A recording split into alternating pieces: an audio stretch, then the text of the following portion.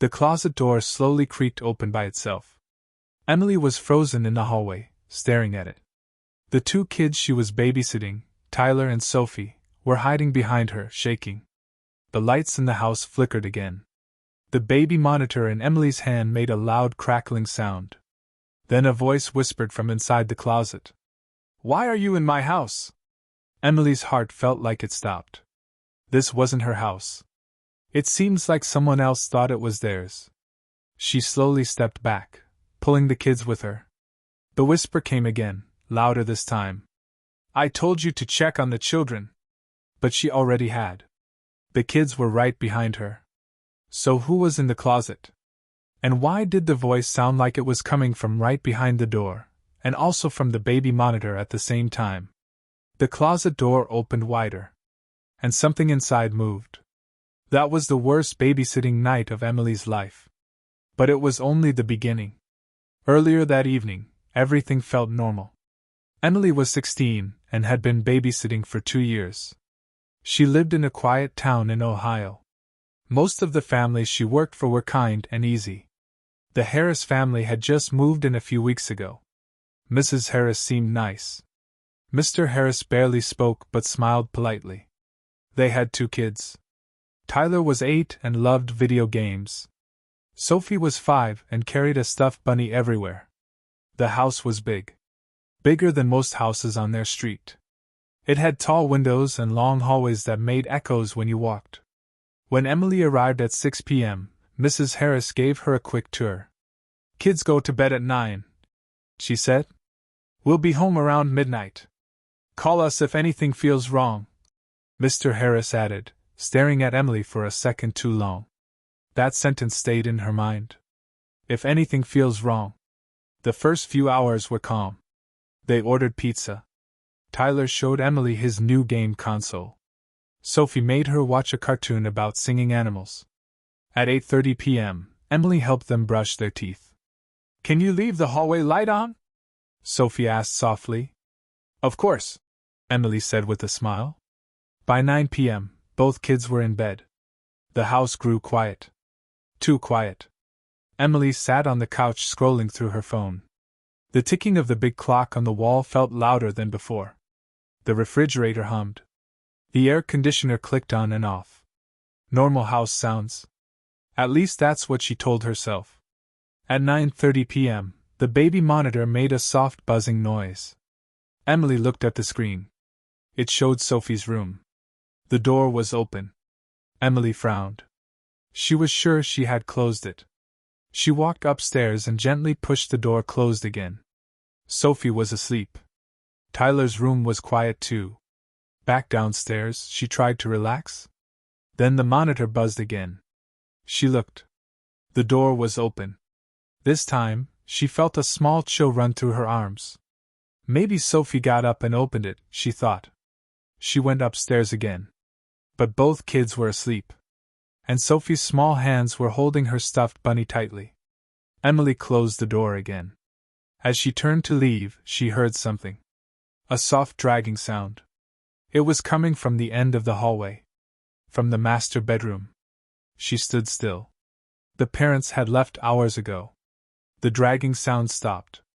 Emily slowly walked toward the bedroom. The door was closed. She reached for the handle. It was cold. She turned it slightly and peeked inside. The room was dark and empty. She let out a shaky breath and closed it again. Maybe it was the house settling. Old houses make noises. Right. At 10:15 p.m., Tyler suddenly screamed. Emily jumped up and ran upstairs. Tyler was sitting up in bed, pointing at his closet. "There's someone in there," he whispered. Emily forced a smile. "It's just your imagination." She opened the closet. Empty. Just clothes hanging neatly. Tyler lay back down, but he didn't look convinced. Emily stayed in the hallway for a few minutes after turning off his light. That's when she noticed something strange. The master bedroom door was open now. She was sure she had closed it. A thin line of darkness stretched across the floor. Emily felt her stomach twist. She walked slowly toward it. Every step felt heavier than the last. She reached the doorway and looked inside. Still empty. But the closet door inside the master bedroom was slightly open. Just a little. She didn't remember it being open before. She told herself she was overthinking. She stepped inside. The air felt colder in this room. She grabbed the closet door and pulled it open quickly. Nothing. Just clothes and shoes. She laughed nervously. "I'm being silly," she whispered to herself. Then the lights flickered again. The closet door in Tyler's room slammed shut upstairs. Emily gasped. She ran into the hallway. The baby monitor crackled loudly in her hand. Static filled the screen. Then the camera view changed. It wasn't showing Sophie's room anymore. It was showing the upstairs hallway. But the monitor camera was supposed to stay in Sophie's room. On the screen, she saw herself standing there, holding the monitor. And behind her, the master bedroom closet door slowly opening. That's when she heard the whisper for the first time. "I told you to check on the children." Emily spun around. Nothing behind her. But on the monitor screen, a tall shadow stood in the closet. She grabbed the kids and rushed downstairs. She locked the front door. Her hands were shaking as she called Mrs. Harris. No answer. She called Mr. Harris. Straight to voicemail. The whisper came again. From upstairs. And from the monitor. At the same time. "Why are you in my house?" The closet door at the end of the hallway creaked open. And something inside moved. Emily realized one terrifying thing. The voice didn't sound angry. It sounded confused. Like it truly believed Emily didn't belong there. And maybe it was right. Because suddenly, the front door lock began to turn. Slowly. As if someone had a key. And the whisper from upstairs said one last thing before the door opened. "They're finally home." The front door slowly opened. Emily stepped back, holding Tyler and Sophie behind her. The cold air from outside rushed in. For 1 second, she thought she was going to see the Harris parents standing there.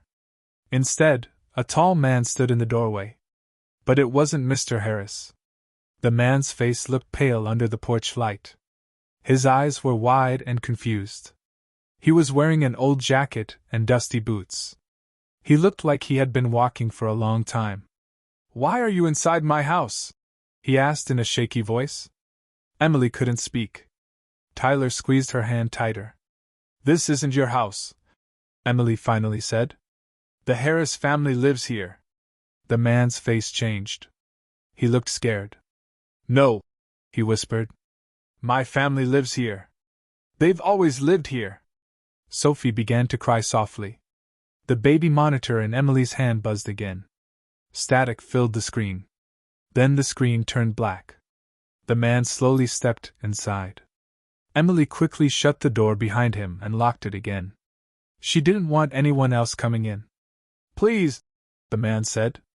"Where are they? Where's my wife? Where are my kids?"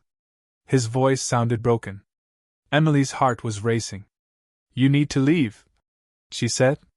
"I'm calling the police." She pulled out her phone. No signal. She tried again. Still nothing. The house felt different now.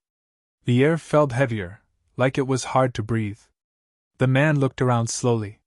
His eyes moved across the living room like he was searching for something familiar. "That's my couch," he whispered. Emily glanced at it. It was just a normal gray couch. But the man walked toward it and touched the armrest gently. "They moved it," he said softly. Tyler tugged on Emily's sleeve. "He's crazy," he whispered. Before Emily could answer, a loud bang came from upstairs. All 4 of them jumped. It sounded like a door slamming hard. The man looked toward the stairs. "They're upstairs," he said suddenly. He ran toward the staircase. "No!" Emily shouted. She didn't want him near the kids' rooms. She told Tyler and Sophie to stay behind the couch and quickly followed the man upstairs. The hallway light flickered again. The master bedroom door was wide open now. The closet door inside it was fully open too. Darkness filled the inside like a deep hole. The man stepped slowly toward it. "I told you," he whispered. "I told you I'd come back." Emily felt her stomach twist. "Who are you talking to?" she asked. The temperature in the hallway dropped. Emily could see her breath now, like it was winter. The man stood right in front of the closet. Then he froze. Inside the closet, something moved. A shadow stretched along the back wall. It didn't look human. It was too tall. Too thin. The man stepped back. "You're not her," he whispered. The whisper came again, louder this time. "I told you to check on the children." But this time, the voice didn't sound confused. It sounded angry. Suddenly, the closet door slammed shut with a loud crack. The force pushed the man backward onto the floor. Emily screamed. Downstairs, Sophie cried louder. Tyler shouted her name. Emily ran past the man and rushed to the kids' rooms first. She grabbed them and pulled them into the hallway. "We're leaving," she said quickly. "But the doors won't open," Tyler said. Emily's heart sank. She ran to the top of the stairs and looked down. The front door was still closed. But something was wrong. The walls looked darker. The pictures on the wall were crooked. The house felt older somehow. The man slowly stood up behind her. "You see it too, don't you?" he said quietly. "See what?" Emily asked. He pointed at the hallway. The wallpaper was peeling. The carpet looked worn and dirty. The bright, clean house she walked into earlier was gone. It looked abandoned. Dust floated in the air. "This is my house," the man said. "But it burned down 10 years ago." Emily's mind spun. "That's impossible," she said. The man looked at her with fear in his eyes. "I died here," he whispered. A loud thud came from downstairs. Like heavy footsteps walking across the living room. Slow. Careful. Coming toward the stairs. The whisper echoed through the house again. "You left them." The man covered his ears. "Stop," he begged. Emily held the kids close.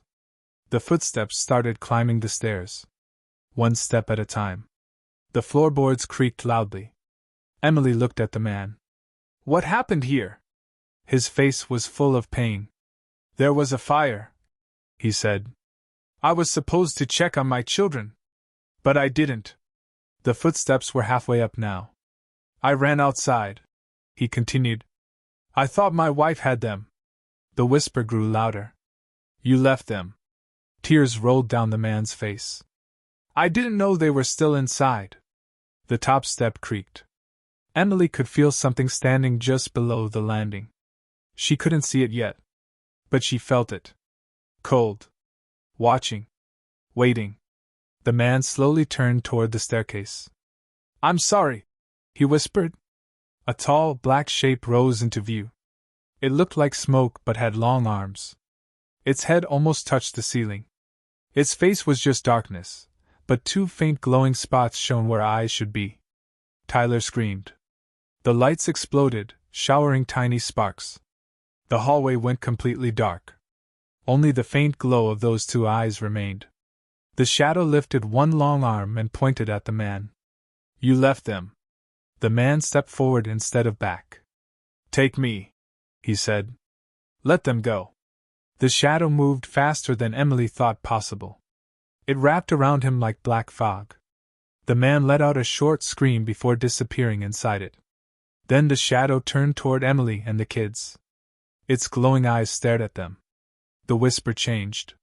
"You are not their mother." Emily felt tears in her eyes. "No," she whispered.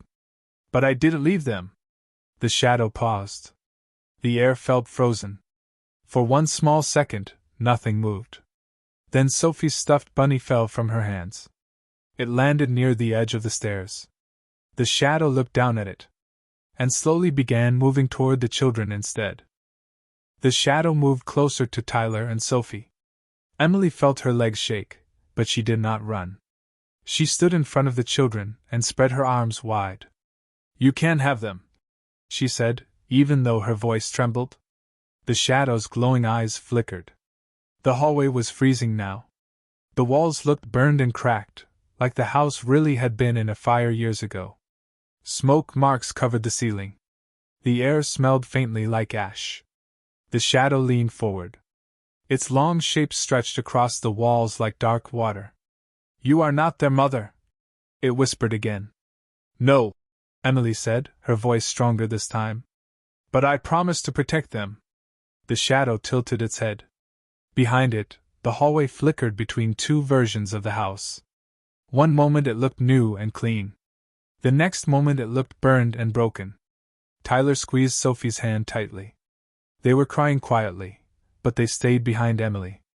The stuffed bunny lay near the stairs. The shadow slowly lowered one long arm toward Sophie. Emily's heart pounded so loudly she thought it would burst. "Stop!" she shouted. The word echoed down the stairs. For a moment, everything went silent. Then the baby monitor in Emily's hand turned back on. The screen flickered. Instead of the nursery, it showed flames. Bright orange flames crawling up the walls. A child's shadow stood in the middle of the room. Emily realized something. The shadow was not angry at them. It was trapped. Trapped in the moment of the fire. "You're still looking for them," Emily whispered. The glowing eyes shifted toward her. "You never checked," she said gently. "You thought they were outside." The shadow's shape trembled. The whisper changed. It sounded confused now. "Where are they?" Emily swallowed. "I don't know," she said honestly. "But these kids are safe. And you don't have to keep looking anymore." The hallway lights flickered faintly, even though they were broken. The air felt less heavy. Tyler suddenly spoke up, his small voice shaking. "We're okay." Sophie nodded quickly. "We're not yours." The shadow pulled back slightly. For the first time, the glowing eyes did not look angry. They looked sad. Downstairs, the sound of a door unlocking echoed loudly. Emily turned. The front door opened. Mr. and Mrs. Harris rushed inside. "Emily!" Mrs. Harris shouted. "The power went out all over the block. Our phones wouldn't work." Their voices sounded normal. Warm. Alive. Emily blinked. The hallway around her slowly changed back to its clean, bright state. The burn marks faded. The peeling wallpaper disappeared. The air warmed again. When she turned back toward the shadow, it was gone. The top of the stairs was empty. The stuffed bunny lay quietly on the floor. The Harris parents ran up the stairs and hugged Tyler and Sophie tightly. "What happened?" Mr. Harris asked. Emily looked around. Everything looked normal again. But she knew what she saw. "There was someone in the house," she said slowly. Mr. Harris frowned. "That's impossible. The alarm never went off." Mrs. Harris held Sophie close. "Maybe it was just the storm and the power outage. Old houses make strange noises." Emily wanted to believe that. She truly did. The rest of the night passed quietly. The power came back on. The parents stayed home. Emily sat on the couch, trying to calm down. At midnight, she decided to go home. Mr. Harris walked her to the door.